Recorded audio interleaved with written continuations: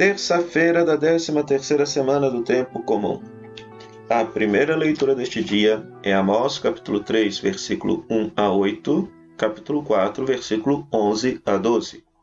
Amós, capítulo 3, versículo 1 a 8, capítulo 4, versículo 11 a 12. Leia esse trecho na sua Bíblia e depois acompanhe esta breve meditação. A palavra ardente de Amós, depois de ter condenado Israel, que calcou aos pés a justiça e o direito dos pobres, ocultando-se debaixo de uma máscara de perfeccionismo cultural, confira a leitura de ontem, Amós capítulo 2, versículos 6 a 15, grita agora o lamento de Deus pela dureza do coração de um povo que, surdo aos apelos, recusa obstinadamente a converter-se. Novamente o profeta coloca em destaque os benefícios usufruídos por Israel, o qual, libertado do Egito, deveria ter sentido a responsabilidade da sua eleição, enquanto povo escolhido por Deus para uma santidade especial. O tema da eleição de Israel é uma constante na pregação dos profetas, em que representa o apelo à responsabilidade e aos compromissos da aliança. A palavra cortante de Amós coloca em evidência, através de 7 exemplos, uma relação de causa e efeito. A associação de duas pessoas implica um acordo. O rugido do leão, a presença de uma presa. A captura de uma ave, uma rede. O estalido de uma armadilha, a captura de um animal. E o som de uma tromba d'água provoca o alarme dos cidadãos.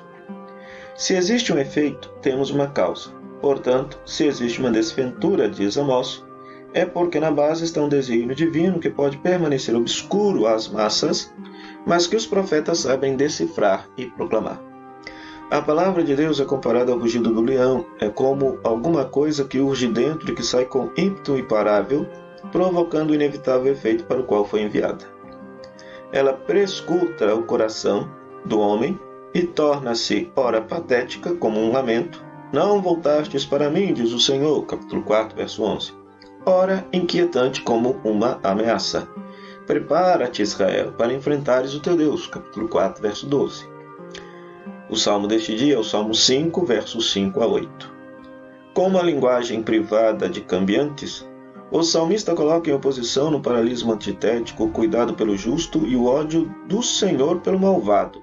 Assim diz literalmente o versículo 6, traduzido pela expressão: vós detestais todos os malfeitores. Mas no fundo, Deus não odeia ninguém. A atribuição desse sentimento a ele não é senão uma acentuação de sua recusa a uma alteridade radical em relação ao mal.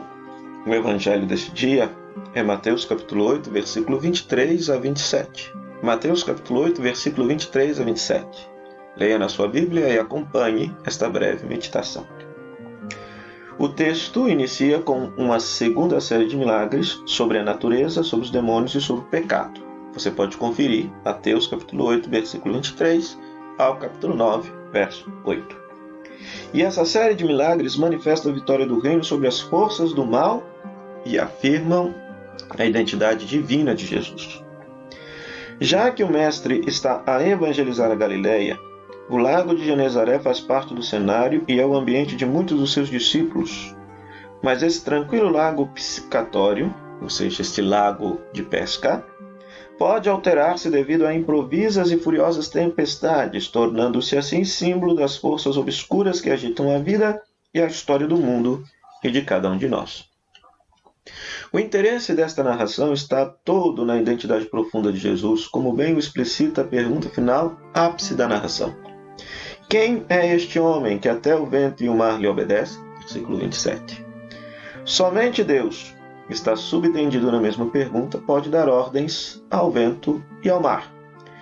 Aos leitores hebreus familiarizados com as Escrituras, o gesto de Jesus evoca espontaneamente a autoridade divina. A tempestade é um seismos, um terremoto, versículo 24. Por consequente, não é uma borrasca, não é apenas uma chuva forte, mas é uma tempestade apocalíptica. A narração não é uma simples descrição de uma aventura de barco, mas o delineamento de um reencontro cósmico entre o abismo primordial e o povo de Deus.